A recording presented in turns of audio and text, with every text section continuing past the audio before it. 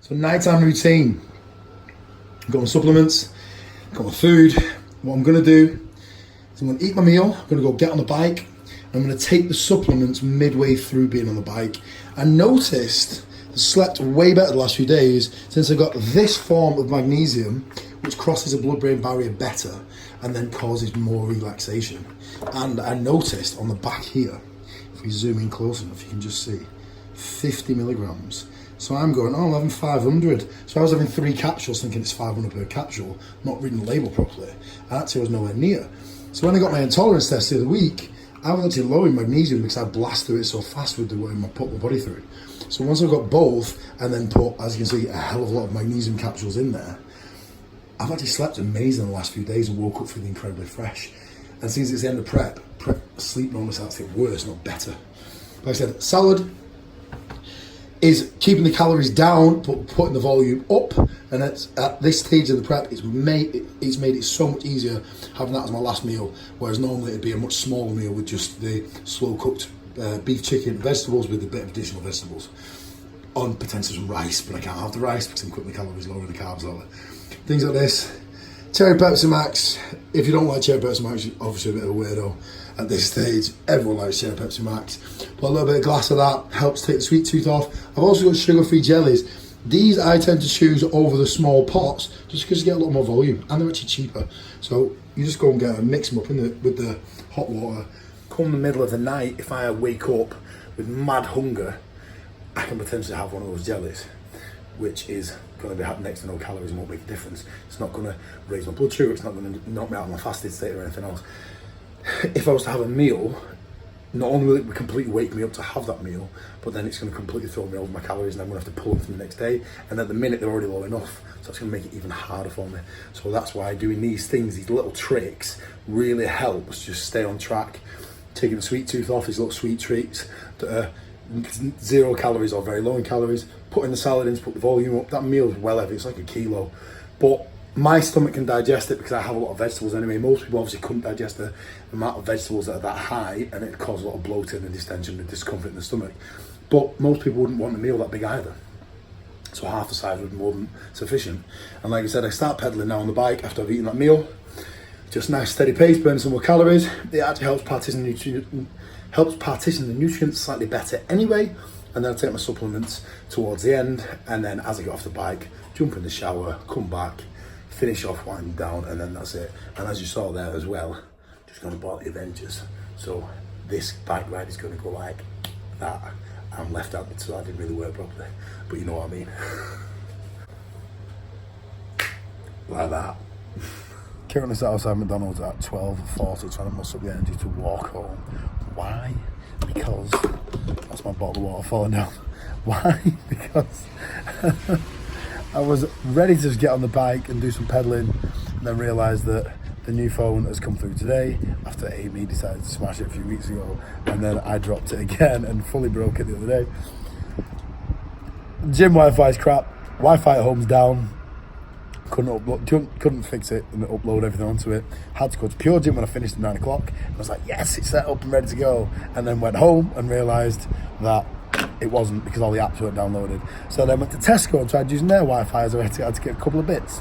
And then their Wi-Fi is crap as well. So I had to walk all the way to McDonald's to sit outside drinking a bottle of water whilst my app's downloaded so I could get on WhatsApp to communicate with my clients. It's currently 4 days out from the show. Well, saying it's Wednesday now, it's technically 3 days out from the show. This shit's getting hard now. It's been a low carb day today. And there was a couple of points in the day I got a bit of a wobble and didn't really know where I was at what day it was, especially with the fact I was in the gym all day Sunday because of the seminar, and then Monday, which I'm not usually in the gym on those days. So it just like has blended. Last few days have just blended non-stop. Been on that bloody bike or walking or in the gym or something non-stop. And it's at the point where the suffering starts, but it's almost over now. And seen as, even if I was to win the category and get a place in the British finals, Amy's just booked Barcelona, which was my Christmas present for the finals weekend. I can't do it regardless, so prep will be over either this week or next. There's a Midlands show next week, so I may do the Midlands show just so I can see if I can get a bit leaner, because like I said, I'm not in the condition I wanted. It depends how I get on this week in the classic category. If they like my look for the classic category, or if they say I'm more suited to class one, there's not really much point, because it's a Midland show, which is a big show, and the class ones are the big lads, and I need another at least 5 to 10 kilos of muscle to be competitive. And this is when it starts to go, my bodybuilding dreams are over, because with 5 or 10, especially 10 kilos more, then my Friday night hit class is out, skiing is out, partying is out, and everything else I enjoy in life is pretty much out, because I'd be too heavy and too immobile. Things would start to suffer. And this is why I said I like the classic category, because I like to be fit, I like to be healthy, I like to be able to do a spin class and cover classes and do cardio, and I don't like being a typical bodybuilder. I see myself as more of an athlete, where if I was a super heavyweight and being competitive at that level, I couldn't do that stuff anymore, and it's not something I want to do. I enjoy way more in life than just bodybuilding. For the guys that just love bodybuilding, they can crack on and do that, but like I said, for me personally, it's something it's a hobby, along with parties, holidays, skiing, all these things. They're all my hobbies as well, and I don't want to lose all those just for this one, and this one that actually probably negatively impacts my life more than anything else in my life. It affects my relationships, it can damage work. It really affected work last time. This time I managed to get through pretty much unscathed. These were the goals this year: not affecting work, trying to not damage my relationship. But obviously with Amy not being around this stuff in the past, she's never dealt with bodybuilding, it's all new to her, so it's quite hard to comprehend when you've never competed, you've never been around it. There's a lot that goes into it behind the scenes that is very hard to understand for someone who's not fully immersed in it.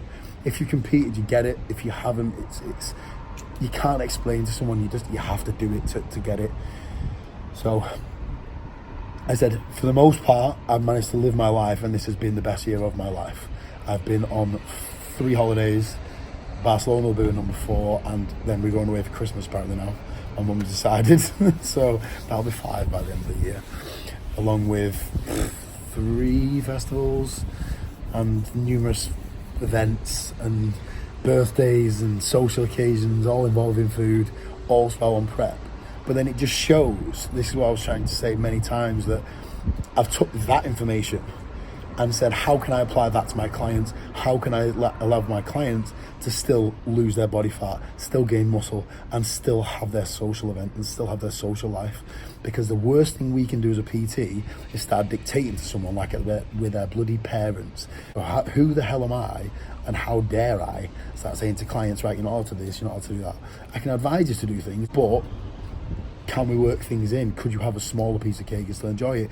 Could you cut some calories from the day of and the day after? Could you increase your activity? Which is exactly what I did. Saturday just gone, so I could still enjoy Amy's birthday.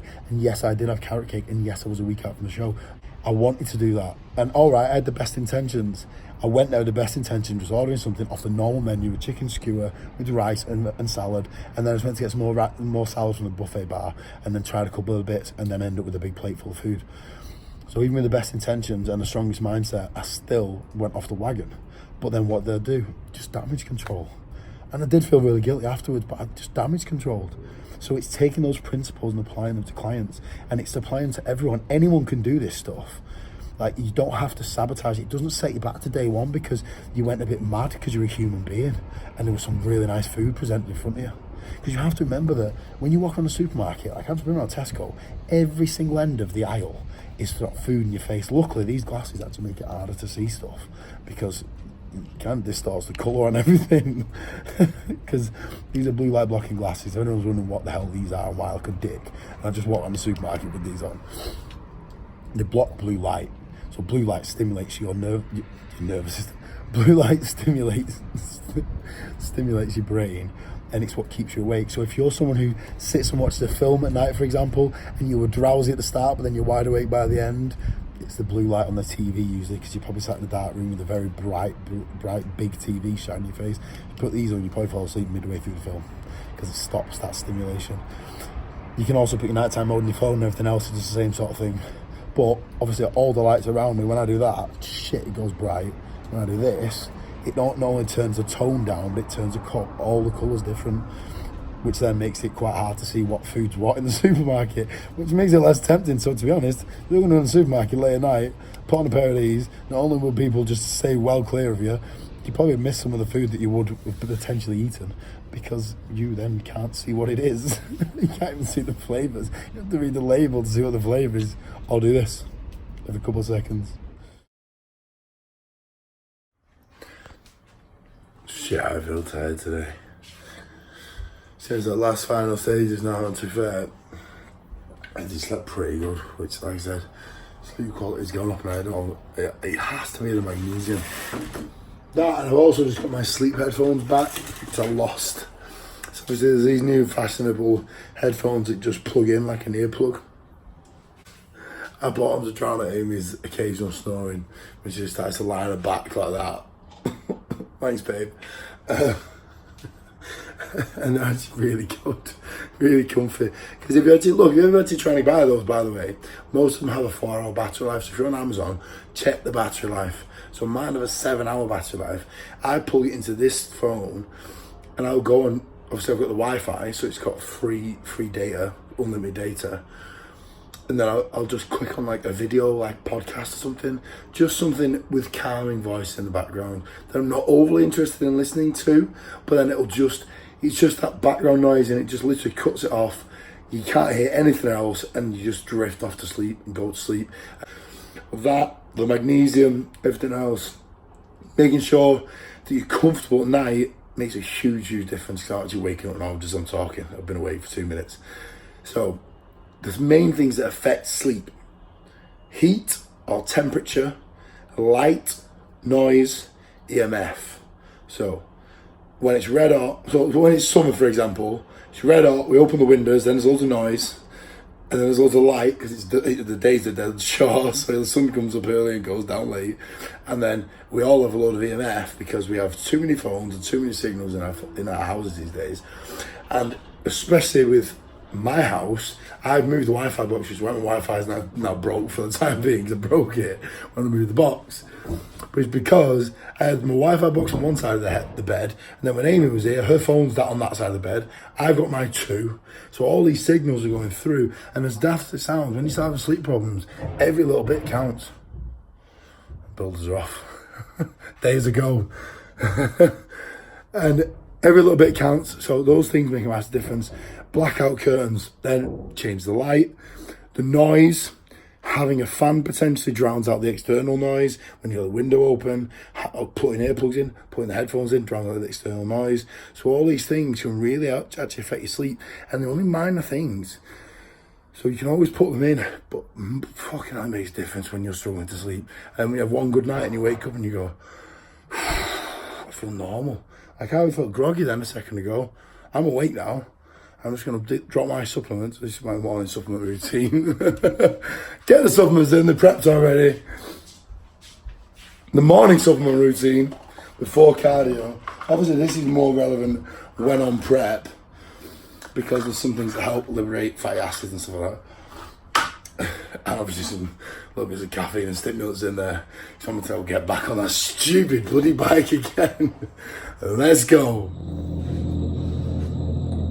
Told you, and that's still mild. So happens when you live in a big 22-story concrete bunker. Feels safe though, you know what? Never a zombie apocalypse. Come to my house. You got 2 bedrooms and a massive living room, and we can always stay next door. So he's not gonna last very long. He's on his last legs of days. I thought he'd have passed away a while ago, to be fair. Shouldn't say that, it's quite harsh. But this is what I have to pull with on a daily basis. As well as I'm out of the house most of the time. It's well annoying, isn't it? Imagine being woken up by that when you're like, oh, what are you doing? Stormed out there a few times. What are you doing? I don't even know where they are. You don't know where they are. They're all around you sometimes. Awesome. Right next to my bastard window. As I want to get on this stupid thing. Never want to be ahead of schedule and be on time, as I am now running late for this as well. But I always pull it out of my bag last minute. And as any of you guys know, turn up to my classes or PT sessions, We always do a good session no matter what, even if I'm late, which is usually the case. Same thing now. Same thing every single show. Fuck off. Have you heard how loud that is? You can't even this camera won't even capture how bad that is. And they're somewhere in some other flat, and these are big, thick concrete walls. But I always pull it out of the bag last minute. So I'm not actually going to look as bad as I thought, so I'm getting a little bit more confident and relaxed. And even since having a shave, I feel a hell of a lot better. Still got a shave, makes a massive difference. Tan makes a massive difference, and I've got a few days to dry out. So all those little tips and tricks I'm saying about over the next few days will make me go drier and drier and drier. I'm not even full either, so I'm a little bit flat. I'm going to flatten out more, which on the process helps take the water with it. Then when you put the carbs back in, you fill the muscle, try and keep that water off and get rid of even more. So then you come in with a fucking... Mate, I'm trying to do a video here, come on. Killing me here. And they've gone for the window though, luckily. Good, piss off. They must have seen me. They must have heard me. Right, let's get on this bike. Time's wasted.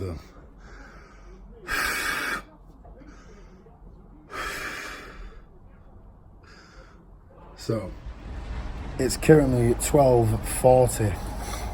4 days out from the show. Tuesday night, well, technically then it's 3 days out because now we're in Wednesday. 3 days out from the show. I'm about to come to McDonald's, buy a bottle of water, sit outside to use their Wi-Fi because this piece of shit was smashed. Thanks, babe, smashed my phone. Now I've got it fixed, but the gym Wi-Fi is crap, so tried updating it all day, couldn't work it. Had to then go to Pure when I finished work at 9 o'clock. And then set it up, and I was like, yes, it's set up, went home, and then realised all the apps were downloaded. Wi-Fi's down at home, still had, and then I had to come all the way to McDonald's